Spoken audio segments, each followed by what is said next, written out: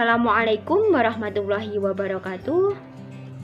Alhamdulillahirrabbilalamin. Kita masih bisa berjumpa lagi tentunya dengan saya Evi Fitriani.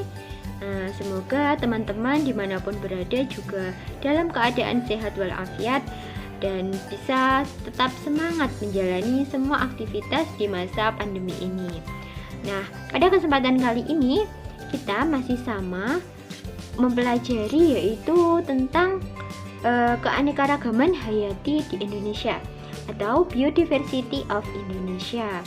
Nah, tentunya pasti teman-teman bertanya-tanya, mengapa kita harus mempelajari keanekaragaman hayati ini dan apa sih pentingnya maupun urgensi dari keanekaragaman hayati yang harus kita pelajari, apa dampaknya dan apa manfaatnya juga bagi kita. Nah, untuk itu mari simak video berikut ini. Keanekaragaman hayati adalah keanekaragaman pada makhluk hidup yang menunjukkan adanya variasi bentuk, penampilan, ukuran. Keanekaragaman hayati adalah keanekaragaman pada makhluk hidup yang menunjukkan adanya variasi bentuk, penampilan, ukuran, serta ciri-ciri lainnya. Nah, keanekaragaman hayati disebut juga sebagai biodiversitas atau biodiversity yang telah saya sebutkan pada subjudul yang kita bahas hari ini. Nah, keanekaragaman hayati ini meliputi keseluruhan berbagai variasi yang terdapat pada tingkat gen, spesies, maupun ekosistem di suatu daerah atau wilayah. Nah, keanekaragaman ini terjadi karena adanya pengaruh faktor genetik atau gen ya, dan faktor lingkungan yang mempengaruhi fenotip atau ekspresi dari gen tersebut. Sebab apa saja yang akan kita bahas yaitu meliputi 1. Tingkat keanekaragaman hayati, 2. Penyebaran keanekaragaman hayati, 3. Upaya pelestarian keanekaragaman hayati, serta yang terakhir yaitu tentang manfaat keanekaragaman hayati. Subbab yang pertama yaitu tingkat keanekaragaman hayati. Nah, tingkat keanekaragaman hayati ini dibagi menjadi 3. Keanekaragaman tingkat gen, yang kedua yaitu keanekaragaman tingkat spesies, dan yang ketiga tingkat keanekaragaman tingkat ekosistem. Yang pertama yaitu keanekaragaman tingkat gen. Nah, teman-teman pasti bertanya-tanya, apa itu gen? Nah, gen merupakan substansi kimia sebagai faktor penentu dari sifat keturunan. Nah, gen ini letaknya ada di dalam kromosom. Nah, tepatnya di lokus kromosom. Nah, kromosom ini ada di dalam inti sel. Nah, kemudian teman-teman juga bertanya, nah, keanekaragaman gen ini apa? Keanekaragaman gen merupakan keanekaragaman individu dalam satu jenis maupun spesies makhluk hidup. Nah, keanekaragaman inilah yang menyebabkan adanya variasi susunan genetik sehingga berpengaruh pada gen ataupun sifat dari individu tersebut dan fenotip atau penampakan luar suatu makhluk hidup. Nah, genotip dan fenotip ini bisa nanti teman-teman pelajari lebih detail ya, karena fokus kita pada tingkat keanekaragaman. Nah, keanekaragaman gen menunjukkan adanya variasi susunan gen pada individu-individu yang sejenis. Nah, gen tersebut akan mengekspresikan berbagai variasi dari satu jenis makhluk hidup, seperti tampilan pada warna mahkota bunga. Nah, teman-teman pasti pernah lihat ya, bunga itu meskipun mungkin satu jenis, tapi warna mahkotanya bisa berwarna-warna atau beda. Nah, inilah yang dinamakan dengan keanekaragaman gen. Kemudian warna kulit manusia, ukuran daun, tinggi pohon, dan sebagainya. Nah, variasi dalam spesies inilah yang disebut juga sebagai varietas. Nah, contoh dari keanekaragaman tingkat gen ini yang pertama yaitu adanya bunga mawar yang memiliki variasi yang berbeda-beda. Nah, yang dimaksud dengan variasi yang berbeda-beda ini yaitu mahkota bunganya warnanya berbeda-beda. Misalnya bunga mawar itu dalam satu family ya, familinya sama tapi kok warnanya beda-beda, mahkotanya berbeda-beda. Lah, ini karena keanekaragaman tingkat gen. Kemudian adanya warna kulit manusia yang beragam sesuai dengan sebaran mereka tinggal. Nah, kita bisa jumpai kalau kita hidup di Jawa, nah pasti ada yang sebagian kulit hitam, kemudian sebagian lagi juga kulit sawo matang maupun putih. Nah, beda lagi kalau kita melihat di daerah Papua misalnya. Nah, di daerah Papua sana pasti didominasi oleh warna kulit hitam. Nah, itu karena adanya gen tadi yang berpengaruh. Nah, selanjutnya yaitu terdapat ilustrasi contoh keanekaragaman tingkat gen. Nah, terlihat di gambar bahwa terdapat perbedaan warna kulit dari setiap masing daerah. Nah, misalnya di daerah Papua kulit didominasi oleh dengan warna kecoklatan. Nah, kemudian jika di daerah Bengkulu maka warna kulit putih. Kemudian jika di daerah Jawa yaitu sawo kematangan. Nah, selanjutnya juga ada ilustrasi dari bunga mawar. Nah, bunga mawar memiliki warna mahkota yang berbeda-beda. Ada yang berwarna putih, kemudian ada warna keping-pingan, kemudian ada juga warna oranye, kemudian juga ada warna merah. Nah, perbedaan dari mahkota bunga mawar ini disebabkan oleh susunan gennya berbeda pada setiap bunga mawar meskipun mereka dalam satu gen, tapi terdapat variasi. Nah, inilah yang dinamakan dengan keanekaragaman tingkat gen. Selanjutnya yaitu keanekaragaman tingkat spesies. Nah, jenis atau spesies merupakan individu yang memiliki persamaan morfologis, anatomis, fisiologis maupun memiliki kemampuan untuk melakukan perkawinan dengan sesamanya sehingga dapat menghasilkan keturunan yang subur atau fertil untuk melanjutkan generasinya atau melanjutkan keturunannya. Jadi spesies ini dapat disimpulkan bahwa individu yang dapat melakukan perkawinan atau fertil sehingga dapat melanjutkan generasinya.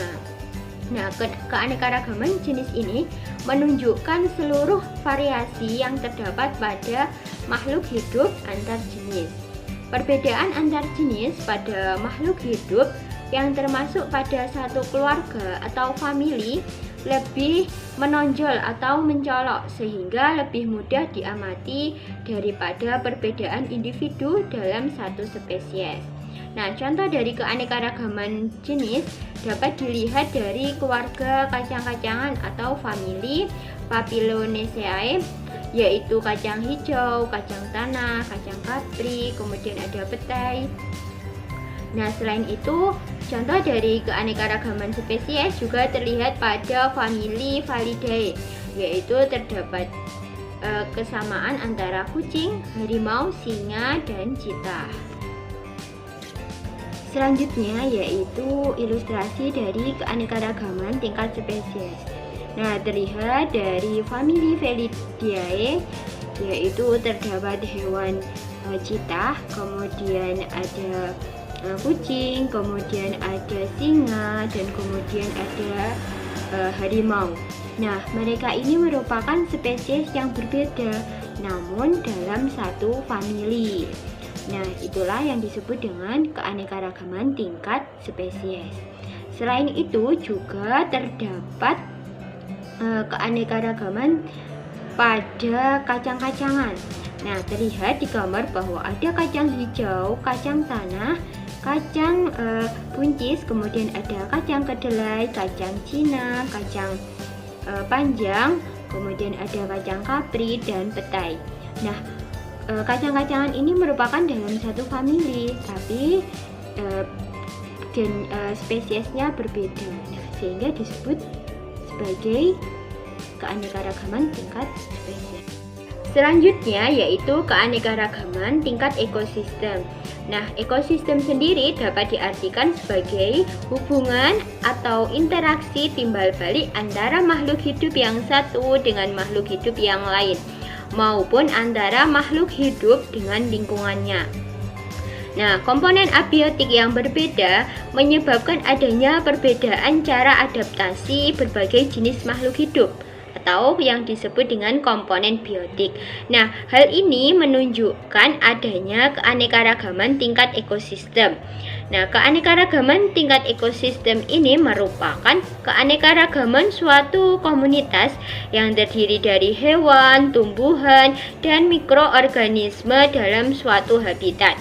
Nah, keanekaragaman ekosistem dapat terjadi karena adanya keanekaragaman gen dan keanekaragaman jenis maupun spesies yang telah dibahas tadi. Nah, contoh dari keanekaragaman tingkat ekosistem ini sangat banyak sekali. Contohnya yaitu sawah, hutan, kemudian ada pantai, kemudian juga ada gurun yang dimana didominasi oleh kaktus, dan masih banyak lagi. Nah, terlihat bahwa terdapat berbagai macam dari keanekaragaman tingkat ekosistem. Nah, di sini misalnya ada keanekaragaman ekosistem pantai. Nah, di pantai pastinya berbagai macam hewan dan tumbuhan ada di sana. Misalnya ada pohon kelapa, kemudian ada ikan-ikan, ada berbagai macam hewan yang ada di laut. Nah, kemudian juga ada ekosistem gurun. Nah, di ekosistem gurun ini didominasi oleh kaktus. Kemudian juga ada di ekosistem sawah yang didominasi oleh sayur-sayuran, kemudian ada tanaman-tanaman pertanian, misalnya padi, jagung, dan lain sebagainya. Selanjutnya yaitu penyebaran dari keanekaragaman hayati. Nah, yang pertama ada flora. Nah, teman-teman pasti sudah tidak asing lagi bahwa flora berarti tanaman maupun tumbuhan yang ada di Indonesia. Nah, flora di Indonesia ini termasuk dalam flora kawasan Malaysiana yang meliputi wilayah Malaysia, Filipina, Indonesia, dan Papua Nugini. Dan terbagi menjadi 3 daerah, yaitu yang pertama flora daratan Sunda atau Asiatis, kemudian ada flora peralihan, kemudian ada flora daratan Sahul. Nah, flora daratan Sunda ini terbagi lagi menjadi 3, yaitu flora endemik yang biasanya ada bunga Rafflesia arnoldi yang hanya ada di wilayah Bengkulu, Jambi, dan Sumatera Selatan. Kemudian juga ada bunga anggrek Tin Soeharto yang ada di wilayah Sumatera Utara. Kemudian flora khas paparan Sunda terdapat pada bagian timur yang didominasi oleh mangrove dan rawa gambut. Dan kemudian ada flora di bagian barat yaitu didominasi oleh rawa gambut, kemuning, dan rotan. Nah, selanjutnya flora peralihan. Nah, di sini biasanya flora endemiknya yaitu kayu besi di wilayah Pulau Sulawesi, kemudian ada pohon leda, kemudian ada cengkeh. Nah, sedangkan flora daratan Sahul biasanya didominasi oleh ketinggian pohon yang mencapai 50 meter. Nah, kemudian di sini juga sinar matahari tidak mampu menembus tanah sehingga kelembapan terjaga dan memiliki ciri-ciri air tanah yang baik sehingga membuat tanah subur dengan organisme yang ada di dalamnya. Nah, biasanya di daratan ini ada sagu, pala, dan matoa. Nah, berikut yaitu gambar dari flora di daratan Sunda atau Asiatis, yaitu yang pertama ada bunga matma raksasa, kemudian ada bunga bangkai, dan kemudian ada bunga anggrek Tin Soeharto. Kemudian yaitu ada flora daratan Sahul. Nah, flora di daratan Sahul ini ada pohon cemara, pohon jati, dan pohon merbau. Nah, sedangkan di daerah flora peralihan ini ada pohon leda, kemudian juga ada cengkeh, kayu ulin atau kayu besi ya. Kayu ulin ini juga disebut sebagai kayu besi, kemudian juga ada pohon lontar. Selanjutnya yaitu fauna yang ada di Indonesia. Nah, pastinya teman-teman juga tidak asing lagi dengan istilah fauna. Nah, fauna ini berarti hewan. Jadi persebaran hewan yang ada di Indonesia. Fauna di Indonesia juga dibagi menjadi 3, yaitu Orientalia atau di bagian barat, kemudian ada Australo-Papua di bagian timur, dan daerah peralihan. Nah, di daerah Orientalia ini meliputi kawasan Sumatera, Jawa, Kalimantan, dan Bali. Nah, biasanya jenis fauna yang terdapat di sini antara lain ada macan tutul, ada harimau, ada badak Jawa, dan juga fauna ini dikenal sebagai hewan yang bercirikan menyusui berukuran besar atau berbagai macam kera dan ikan air tawar. Nah, kemudian jika di daerah Australo-Papua yaitu memiliki berbagai jenis fauna Australia, yaitu berbagai jenis burung dengan warna bulu yang mencolok, misalnya burung cendrawasih, burung kasuari, burung nuri, dan parkit. Nah, kemudian di daerah peralihan. Nah, daerah peralihan ini disebut juga wilayah di antar garis Wallace dan Weber. Nah, semakin ke timur dari garis Wallace, jumlah fauna orientalnya semakin berkurang. Nah, sedangkan sebaliknya, semakin ke barat dari garis Weber, maka fauna Australia ini semakin berkurang. Nah, marsupila dapat ditemukan di daerah Wallace, dan burung pelatu oriental juga dapat dijumpai di sebelah timur Wallace. Nah, di sini ada fauna di kawasan Asiatis atau wilayah bagian barat. Yaitu yang pertama ada gajah. Gajah ini terdapat di seluruh wilayah Sumatera. Kemudian juga ada harimau Sumatera, dan yang selanjutnya yaitu ada badak Jawa. Kemudian ada elang Jawa, dan ada kerbau liar yang berada di wilayah Minangkabau. Kemudian juga ada macan tutul. Selanjutnya yaitu di kawasan peralihan. Nah, di kawasan peralihan ini ada anoa gunung yang terdapat di Sulawesi, yang merupakan hewan endemik di Sulawesi. Kemudian ada burung maleo yang juga terdapat di daerah Sulawesi, dan kemudian ada komodo yang terdapat di Pulau Komodo, Nusa Tenggara Barat. Selanjutnya yaitu fauna Australo-Papua atau juga disebut sebagai fauna australis. Nah, di sini didominasi oleh burung yang dengan warna mencolok seperti burung cendrawasih, kemudian juga ada burung kasuari, dan juga ada burung kakatua Maluku. Selanjutnya, subbab yang ketiga yaitu upaya pelestarian keanekaragaman hayati. Nah, di sini ada 2, yaitu yang pertama pelestarian secara in situ. Apa yang dimaksud dengan pelestarian secara in situ? Nah, pelestarian ini merupakan pelestarian yang dilakukan di tempat hidup aslinya atau di habitatnya hewan tersebut.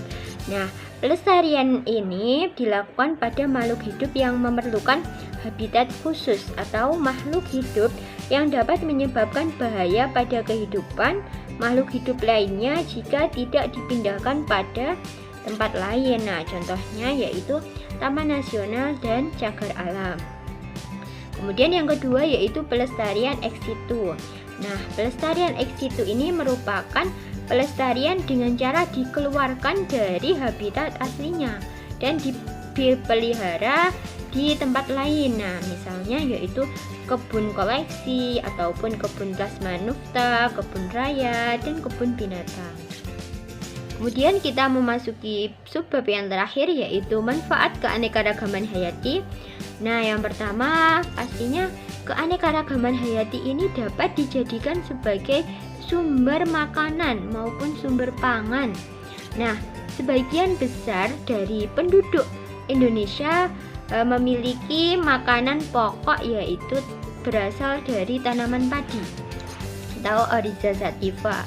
Namun tidak terpungkiri bahwa di beberapa daerah lain terdapat makanan pokok yang lain seperti jagung, singkong, ubi jalar, dan talas. Nah, selain itu, Indonesia juga kaya akan tanaman hasil perkebunan seperti buah-buahan dan sayur-sayuran yang juga dapat dijadikan sebagai sumber makanan. Kemudian, keanekaragaman hayati ini juga dapat dijadikan sebagai sumber obat-obatan. Nah, contohnya buah merah yang dapat dimanfaatkan untuk mengobati kanker, kolesterol, dan diabetes. Kemudian ada mengkudu yang dapat dimanfaatkan untuk menurunkan tekanan darah tinggi. Kemudian yang terakhir ada madu yang dapat dimanfaatkan untuk daya tahan tubuh. Kemudian ada ular yang bagian daging dan lemaknya dipercaya dapat mengobati penyakit kulit atau gatal-gatal. Nah, kemudian keanekaragaman hayati ini juga dapat dijadikan sebagai sumber kosmetik. Nah, mungkin ada teman-teman yang belum mengetahui bahwa ini juga bisa dijadikan sumber kosmetik atau kecantikan ya. Nah, yang pertama ada bunga mawar, cendana, kemudian kenanga, kemuning yang dapat dimanfaatkan untuk parfum atau wewangian. Kemudian ada kemuning, bengkoang, alpukat, dan beras yang dapat dijadikan lulur atau untuk menghaluskan kulit. Nah, pasti teman-teman pernah ya beli lulur lurut di pasaran. Nah, namun di sini ada lulur tradisional yaitu dari bengkoang atau alpukat yang kita bisa mengolahnya sendiri. Nah, kemudian ada aloe vera yang digunakan untuk pelumas dan penghitam rambut. Selanjutnya yaitu dapat dijadikan sebagai sumber sandang atau pakaian. Nah, ada rami, kemudian juga ada kapas, pisang hutan atau abaca. Nah, ini dimanfaatkan seratnya untuk dipintal menjadi kain atau bahan pakaian yang dapat kita gunakan. Kemudian juga ada dari kulit beberapa hewan, misalnya ada sapi, kambing yang dapat dimanfaatkan untuk jaket. Kemudian juga ada kulit sapi yang dapat digunakan sebagai sepatu, bahan pembuatan sepatu. Nah, juga ada terdapat bulu burung yang dapat digunakan sebagai aksesoris pakaian. Kemudian juga ada sebagai sumber papan. Nah, ada beberapa kayu seperti jati, kelapa, kemudian nangka, meranti, dan lain sebagainya yang dapat dimanfaatkan kayunya untuk bangunan rumah, sehingga dapat dijadikan sebagai sumber tempat tinggal. Kemudian yang terakhir sebagai sumber plasma naftah. Nah, plasma naftah ini berguna untuk merakit varietas unggul pada suatu spesies, misalnya spesies yang tahan terhadap suatu penyakit atau memiliki produktivitas yang tinggi. Nah, kemudian plasma naftah akan mempertahankan mutu sifat dari organisme dari generasi ke generasi berikutnya.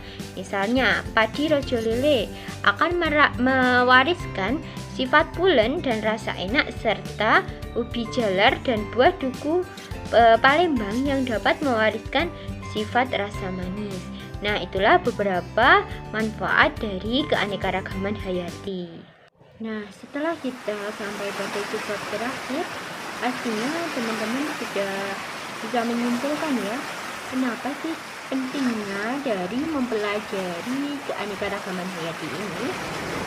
Nah, apa yang terpikirkan maupun tergambarkan di pemikiran teman-teman? Pertama yaitu tentunya kita dapat mengetahui adanya manfaat dari setiap jenis organisme. Nah, yang telah disebutkan tadi berbagai macam manfaat dari keanekaragaman hayati. Nah, selain itu juga kita dapat mengetahui adanya hubungan antar organisme seperti tingkat-tingkatan dari keanekaragaman hayati. Kemudian juga kita dapat mengetahui adanya saling ketergantungan antara organisme yang satu dengan organisme yang lainnya. Kemudian kita juga dapat mengetahui bahwa keanekaragaman hayati ini dapat mendukung kelangsungan hidup manusia dan juga dapat mendukung keseimbangan ekosistem, keseimbangan alam. Nah, selain itu juga ada yang paling penting atau paling urgensi lagi, yaitu tentang bagaimana rasa syukur kita terhadap kekuasaan Allah ataupun terhadap nikmat yang begitu besar dari Allah yang telah diberikan kepada kita, sehingga sudah selayaknya maupun sudah menjadi kewajiban kita bahwa kita sebagai makhluk hidup yang paling sempurna dari makhluk hidup lainnya. Daripada makhluk hidup lainnya, pastinya kita kan yang paling sempurna karena kita dilengkapi dengan akal yang sangat luar biasanya Allah menciptakan manusia. Nah, berarti kita harus mengupayakan, yaitu untuk melestarikan keanekaragaman hayati dan menjaganya, kemudian juga merawatnya, sehingga ekosistem dan semua interaksi yang ada di alam bisa seimbang. Itu juga akan berpengaruh lagi kepada kehidupan kita. Nah, mungkin itu yang dapat saya sampaikan pada kesempatan kali ini. Kurang lebihnya mohon maaf. Semoga bisa menjadi manfaat bagi kita semua. Wassalamualaikum warahmatullahi wabarakatuh.